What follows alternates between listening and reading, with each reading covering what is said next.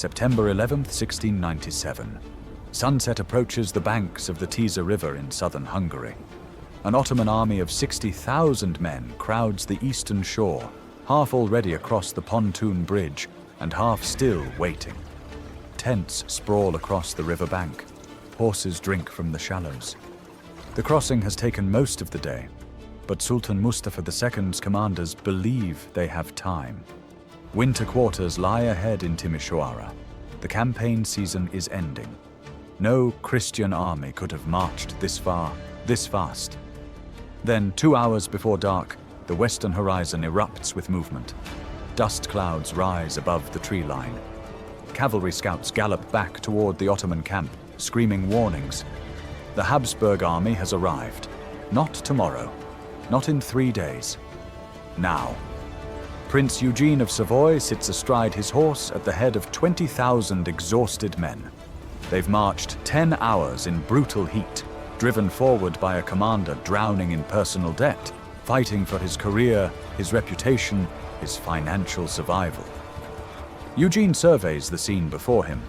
An enemy army caught in the most vulnerable position imaginable, divided by a river. Their formations scattered, their defenses down. The pontoon bridge is jammed with soldiers, wagons, and artillery pieces. Thousands more wait on the eastern bank to cross. Every military instinct screams caution. His men are exhausted.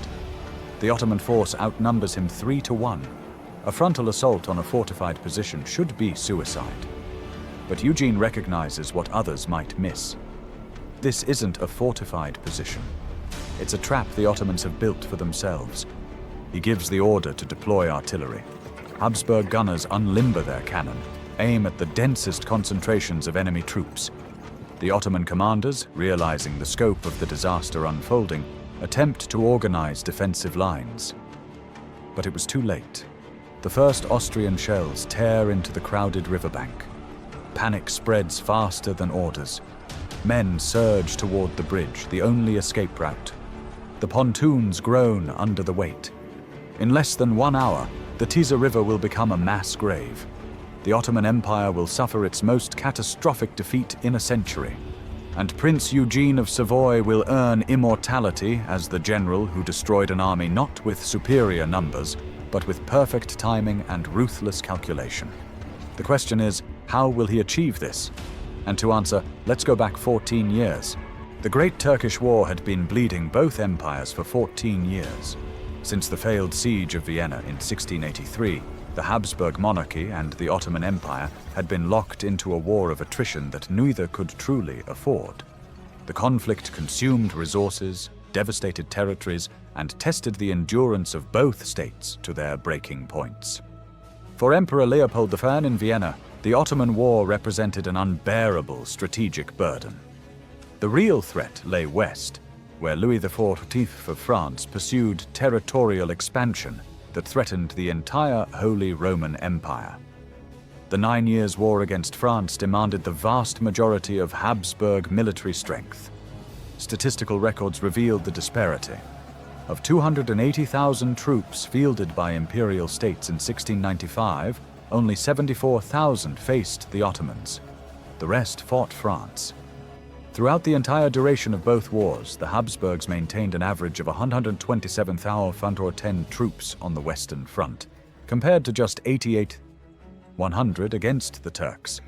This meant the Eastern Campaign operated as a secondary theater, perpetually underfunded, undermanned, forced to achieve strategic objectives with inadequate resources. Every ducat spent in Hungary was a ducat not available for the Rhine. Every regiment sent east weakened the defenses against France. The Hungarian front became a holding action, characterized by cautious advances and careful consolidation, rather than decisive engagements. The Ottoman Empire faced mirror challenges. Sultan Mustafa II inherited a state traumatized by continuous retreat. Since 1683, the empire had lost Hungary, Transylvania, Slavonia, and parts of Croatia to the Holy League. Territories once considered permanent Ottoman possessions had slipped away, each loss eroding the psychological foundation of imperial authority. The narrative of invincibility, carefully constructed over centuries of expansion, was disintegrating. Mustafa II's decision to personally lead the 1697 campaign reflected desperate psychology. He needed to prove himself as a Ghazi, a holy warrior capable of retrieving lost European territories. The Sultan's presence transformed the military operation into an existential trial for the Sultanate itself. Victory would restore confidence. Defeat would be unthinkable. By summer 1697, both empires had come to realize that the war could not continue indefinitely. The Ottoman economy strained under the financial burden. The Habsburg treasury could barely service its debts while fighting France. Something had to break. The question was which empire would snap first, and what form that collapse would take. Prince Eugene of Savoy carried his own desperation into the 1697 campaign. French-born and rejected by Louis XIV for a military commission, he had crossed into Habsburg service, burning with personal grievance. France would suffer for that refusal. This vendetta fueled a career defined by audacity and calculated risk-taking. By July 1697, Eugene commanded the main Eastern Army, a position that should have represented triumph. Instead, it was a financial noose. His nominal strength was 70,000 men, but only 35,000 were fit for service. The army lacked adequate funding. Supplies ran short. To keep his forces operational, Eugene had borrowed enormous sums of money personally, creating catastrophic debt that hung over every strategic decision. His only path to solvency required a decisive, overwhelming victory that would justify his command and secure future funding. Failure meant financial ruin and professional disgrace. When news reached him that Sultan Mustafa II had assembled a massive army at Belgrade, potentially 100,000 strong, Eugene faced a command crisis. Subordinate generals hesitated. The Imperial War Council counseled defensive positions. Every conventional military judgment argued against confrontation with a force twice his size. Eugene rejected convention. He dispatched urgent orders across the theater, demanding immediate concentration of all available forces.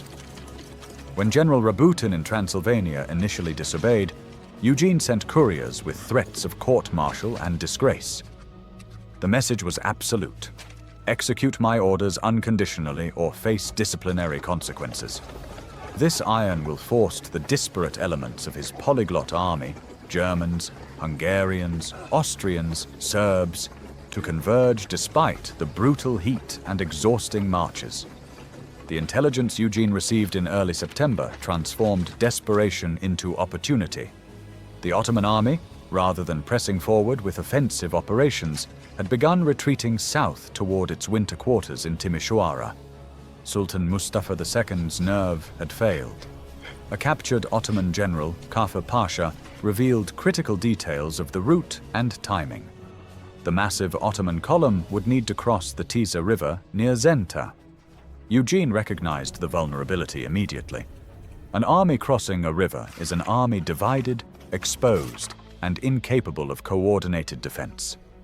The Sultan's retreat offered exactly what Eugene needed: a chance to inflict catastrophic damage on a superior force caught in a logistical trap.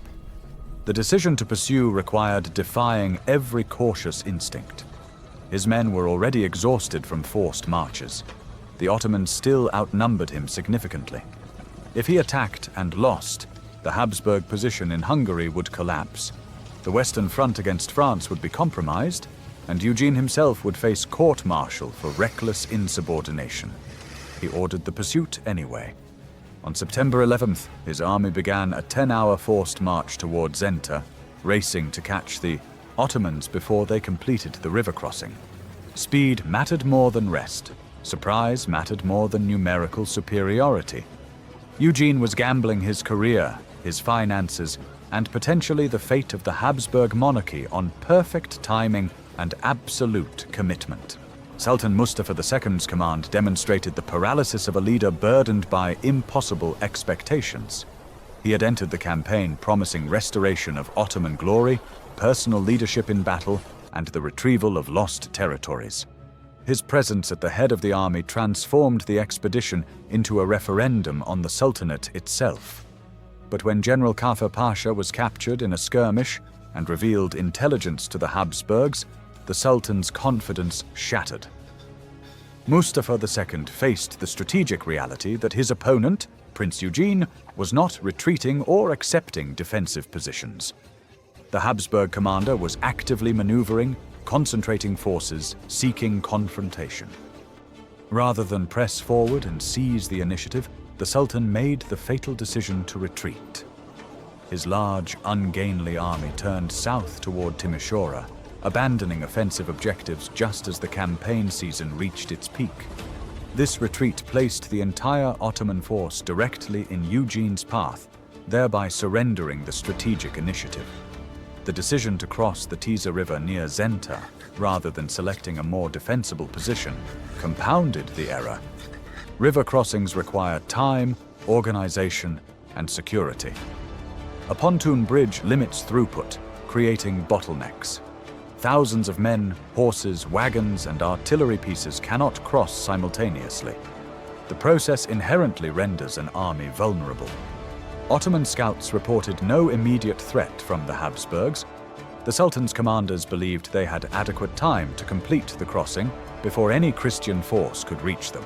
They underestimated both Eugene's determination and his willingness to drive his men beyond normal endurance. By the afternoon of September 11th, roughly half the Ottoman army had crossed to the western bank. The remainder crowded the eastern shore, waiting their turn. Tents had been erected. Soldiers rested. The fortified camp guarding the bridge approaches appeared adequate for overnight security. The crossing would resume at dawn. When Habsburg cavalry scouts appeared on the horizon 2 hours before sunset, Ottoman officers initially dismissed the reports as false. No army could have marched that distance in a single day. The dust clouds must be a small raiding party, easily repelled. By the time the full Habsburg force emerged from the tree line, deploying into battle formation, the scale of the disaster had become undeniable. The Sultan's fatal hesitation had placed 60,000 Ottoman soldiers in the worst possible tactical position, divided by a river, with limited defensive works, facing an enemy commanded by a general who understood that this moment offered the only chance for the decisive victory he desperately needed.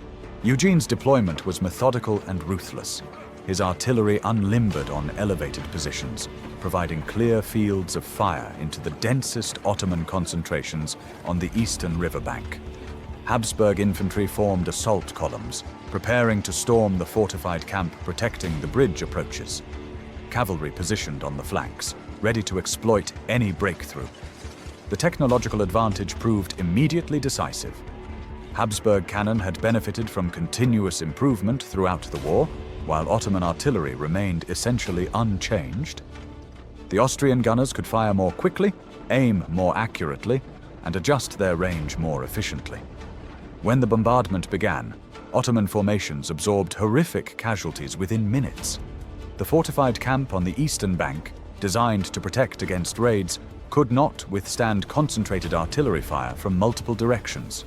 Habsburg shells targeted the defensive works systematically, collapsing earthworks, dismounting Ottoman guns, and creating breaches for the infantry assault. Ottoman commanders attempted to organize defensive lines, but the speed and intensity of the Habsburg attack overwhelmed their response time. Eugene had drilled his polyglot force in coordinated assault tactics. German infantry pressed the center. Hungarian cavalry threatened the flanks. Austrian grenadiers stormed the fortified positions. The attack was simultaneous, concentrated, giving the Ottomans no time to prioritize defensive responses. Within 30 minutes of the first artillery barrage, the Ottoman camp was collapsing. Soldiers broke from defensive positions, surging towards the bridge. Officers screamed orders that went unheeded. The survival instinct overrode military discipline. Thousands of men converged on the pontoon bridge simultaneously, the only visible escape route from the slaughter unfolding on the eastern bank. The bridge became a killing ground. Habsburg artillery shifted fire, targeting the pontoon structure itself, and the dense mass of humanity crowding onto it. Shells exploded among the packed formations, each impact sending bodies into the water. The structural integrity of the bridge, never designed to handle panicked crowds, began to fail. Pontoons separated, support ropes snapped, sections of the bridge tilted, spilling dozens of men into the current. Eugene's left flank cavalry swung around to cut off any retreat across the bridge, trapping the Ottoman forces between advancing Habsburg infantry and the river. The encirclement was complete. Ottoman soldiers faced a stark choice: stand and die under artillery fire, surrender to an enemy showing no mercy, or attempt to swim the Tisa. Most chose the river. Thousands plunged into the water, weighted down by armor, weapons, and equipment. The current was stronger than it appeared. Men trained to fight on horseback, not to swim, disappeared beneath the surface within seconds. Others made it partway across before exhaustion claimed them. Bodies floated downstream, creating a visible testament to the scale of the catastrophe. Modern estimates suggest over 10,000 Ottoman soldiers drowned in the Tisa River during the rout. The mode of death, drowning rather than combat wounds, created unique psychological horror. Soldiers witnessed comrades struggling for breath, swallowing water, and being swept away by the current. There was no fighting back, no heroic resistance, only helpless submission to the environment. The Habsburg infantry stormed the fortified camp, meeting minimal organized resistance. The overwhelming casualty asymmetry reveals the ruthlessness of the assault. 429 Habsburg soldiers killed compared to approximately 30,000 Ottoman casualties. This 1:15 ratio suggests systematic slaughter rather than conventional battle. Surrendering Ottoman soldiers received little quarter. Exhausted Habsburg troops, fighting for their financial futures under a commander betting his career on total victory, showed minimal mercy. Within 1 hour of the first artillery shot, the Ottoman army had ceased to exist as a coherent fighting force. The eastern bank was carpeted with bodies. The river carried thousands more downstream. Survivors scattered into the countryside, leaderless, traumatized, no longer capable of organized resistance. The catastrophe extended vertically through the Ottoman command structure. The Grand Vizier, Elmas Mehmed Pasha, died on the battlefield. But not from Habsburg weapons. He was murdered by his own men. Mutinous janissaries, watching their comrades drown and their empire's reputation disintegrate, turned on their commanders. The murder of the Grand Vizier by elite troops represented absolute organizational breakdown, the ultimate rejection of failed leadership. Sultan Mustafa II fled the field, abandoning not just his army, but the physical symbols of imperial authority. Habsburg forces captured the Ottoman treasury intact, along with the sacred seal of the empire. The loss of the seal was unprecedented in Ottoman military history. It represented the ideological and physical disintegration of imperial authority, transforming military defeat into national humiliation. The survivors who reached the Western Bank carried the trauma of Zenta back to Constantinople. Their accounts described not a conventional military defeat, but a systematic annihilation, a trap sprung with perfect timing and executed with merciless efficiency. The psychological impact rippled through the remaining Ottoman forces. Regiments that had never questioned orders began deserting. Garrisons in exposed positions negotiated surrenders rather than face Habsburg assault. The mutiny that began on the battlefield at Zenta spread to the capital within weeks.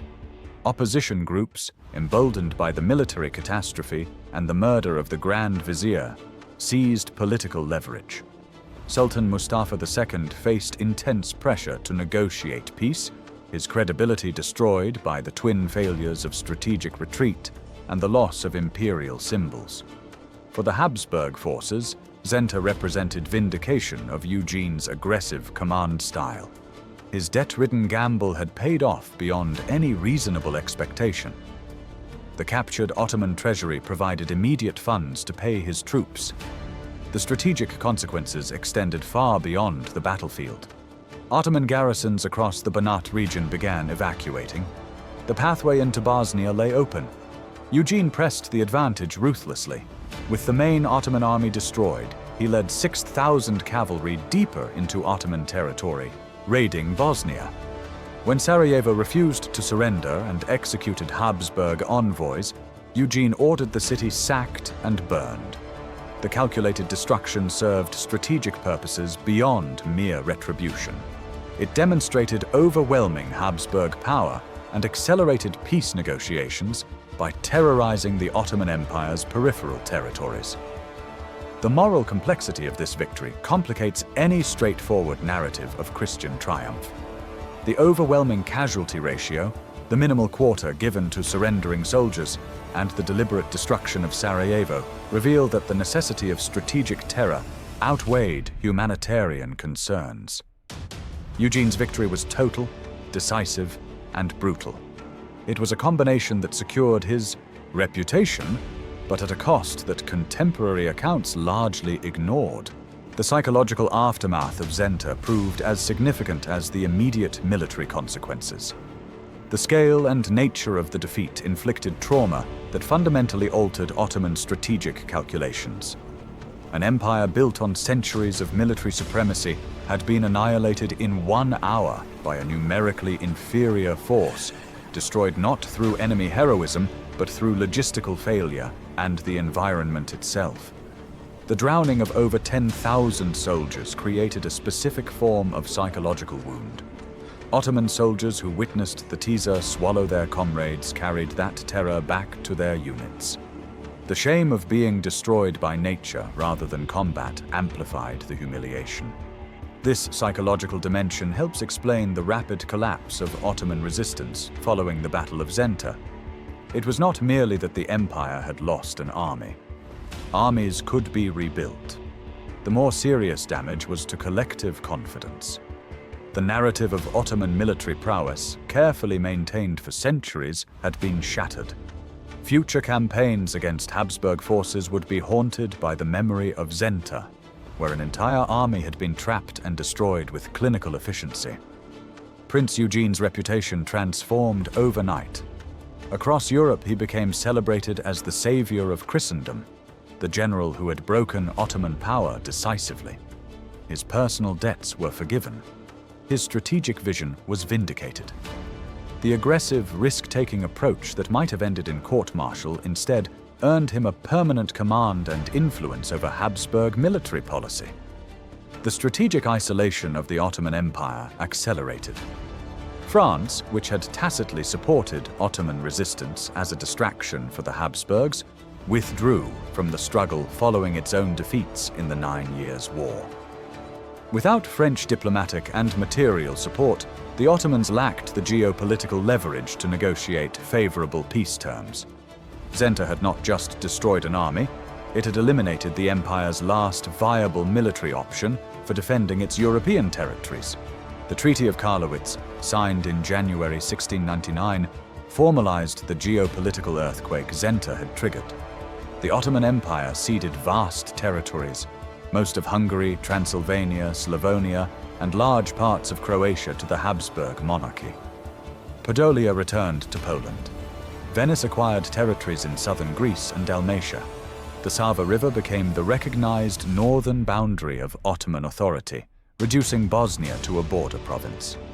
Beyond territorial losses, Karlowitz marked a symbolic transformation. For the first time in an Austro-Ottoman peace settlement, the treaty eliminated the requirement for the Austrian emperor to send an annual tribute to the Sultan. This concession was monumental. It ended the psychological dominance the Porte had long exercised over Vienna. Article 16 established recognized parity between the two imperial powers, acknowledging Habsburg equality rather than subordination. The treaty marked the beginning of the Ottoman Empire's long decline. The military disaster at Zenta demonstrated that the empire could no longer compete with European states that had invested in artillery technology, combined arms tactics, and professional military education. The subsequent century would witness relentless territorial contraction, particularly in the face of Russia's rising power and increasing internal instability. For the Habsburg monarchy, Zenta and Karlowitz represented the successful conclusion of a strategic gamble. By maintaining pressure on the Ottoman front despite committing the majority of its resources against France, Vienna had secured its eastern flank permanently. The territories gained in 1699 would form the foundation of Habsburg dominance in Central Europe for the next 2 centuries. Prince Eugene's career continued to rise. He would command Habsburg forces in the War of Spanish Succession, winning additional victories that cemented his reputation as one of history's greatest military commanders. But Zenta remained his defining achievement, the battle where perfect timing, ruthless execution, and strategic audacity combined to destroy an empire's confidence in a single hour. The Tisa River carried the bodies downstream for days after the battle. Local populations reported corpses washing ashore miles from Zenta, a grim testament to the scale of drowning. These physical reminders of the catastrophe ensured that the memory of Zenta would not fade quickly. The battle entered Ottoman consciousness as a symbol of shameful defeat, while European powers celebrated it as proof that Christian arms could decisively triumph over the ancient enemy. Zenta demonstrated that in warfare, timing matters more than numbers. Surprise is more important than strength, and the exploitation of enemy vulnerabilities is more effective than direct confrontation. Prince Eugene had not outfought the Ottoman army in conventional terms. He had caught them in a moment of maximum exposure and destroyed them before they could organize effective resistance. The battle's legacy continues to influence modern military doctrine. The principle of catching an enemy during vulnerable transitions, such as river crossings, retreats, and redeployments, remains fundamental to operational planning. Zenta appears in military academies as a case study in exploiting tactical opportunity and maintaining operational tempo despite exhaustion. The aggressive pursuit, the forced march, the immediate assault without rest. These decisions, although violating conventional caution, achieved what caution never could: the total annihilation of the enemy force. September 11, 1697, marked the end of Ottoman expansion in Europe and the beginning of Habsburg dominance in Central Europe. 1 hour of violence on the banks of the Tisa River redrew the map of a continent, shifted the balance of power between empires, and proved that even the most formidable military machine could be destroyed by a commander desperate enough to recognize opportunity and ruthless enough to exploit it without mercy.